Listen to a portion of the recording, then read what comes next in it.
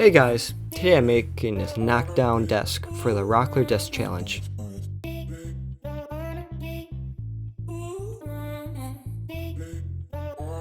On Handcrafted by Paul.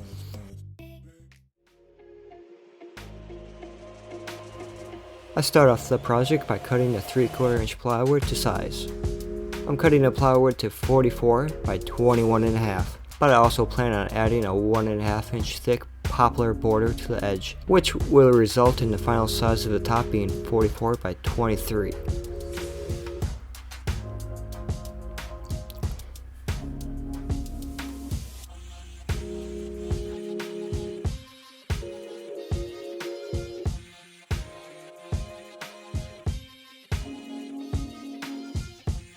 Next, I rip the poplar edging to 3/4 inch square and cut them to 12 degrees at the miter saw.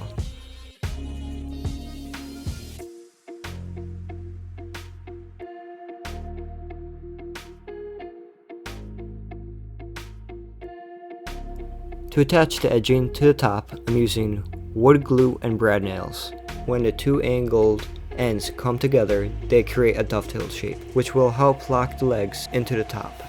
Using only glue, I attach the 3/4 by 1.5 inch trim to complete the dovetail shape. This also provides a place for the legs to nest into once they are removed from the top.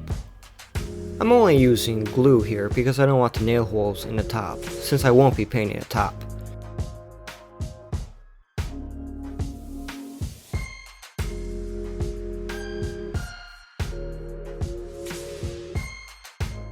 While the top is drying, I can work on the legs.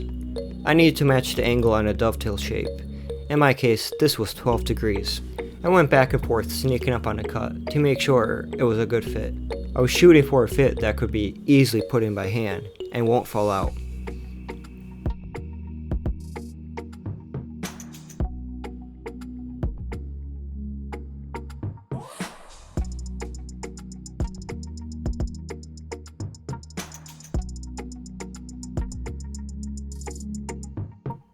Perfect!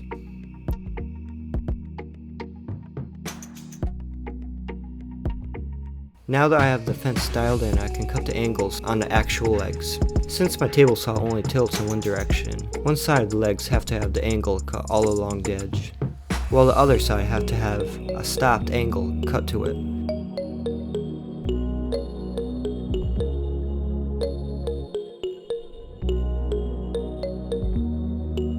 I'm just using a pencil line to make sure each leg has the same angle cut in the same amount.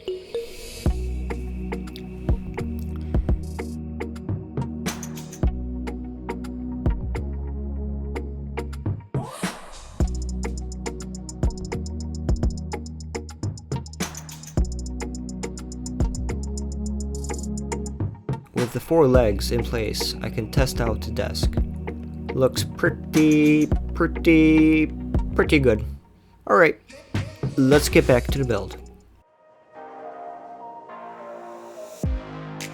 To square up the rounded corners left behind from the table saw, I'm using a flush trim saw.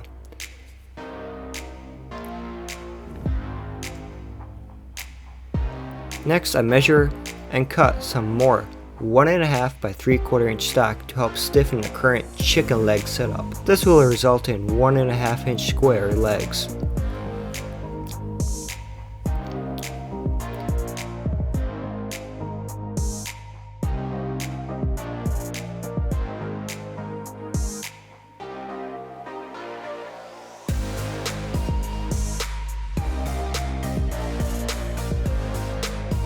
Once all the pieces are cut, I can attach it to the current leg setup.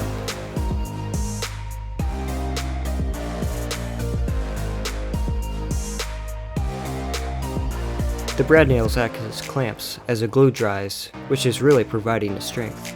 I'm starting from the bottom because if there's any inconsistencies in the legs, I can easily flush trim them to the tabletop if one is too high. Also, if anyone's looking for a cheap brad nailer, I've been using this Harbor Freight nailer for about a year now, and I haven't had a problem with it yet. Not yet, that is.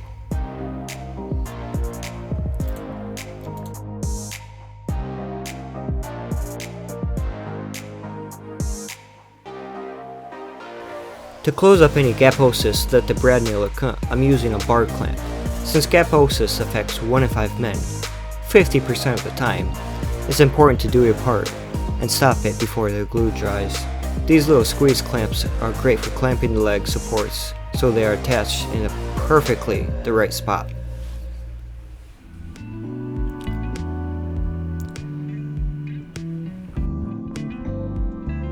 Once I have the U shape complete, I pull it out of the tabletop and attach the final piece for the leg assembly, again using a clamp to close up any gaposis. Unfortunately, I still had some slight gaposis in the legs, but there's hope. I used Timbermate wood filler to hide the mistakes, and after sanding, it looks like it never even happened.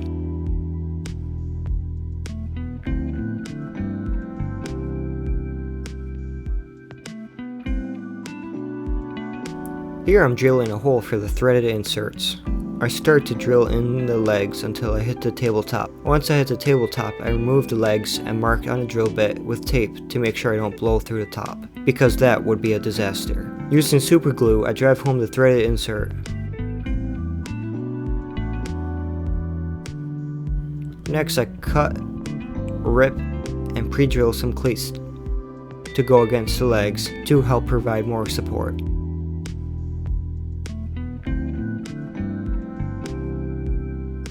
Using a simple straight edge guide, I cut the ends of the tabletop flush. This jig is only 2 pieces of wood, but has turned out to be super handy for making straight and accurate cuts with a circular saw. Before paint, I sand the legs and top up to 150 grit.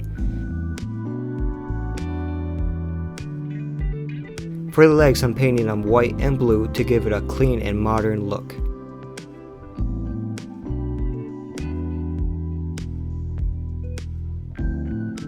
For the top, I applied 3 coats of wipe-on poly.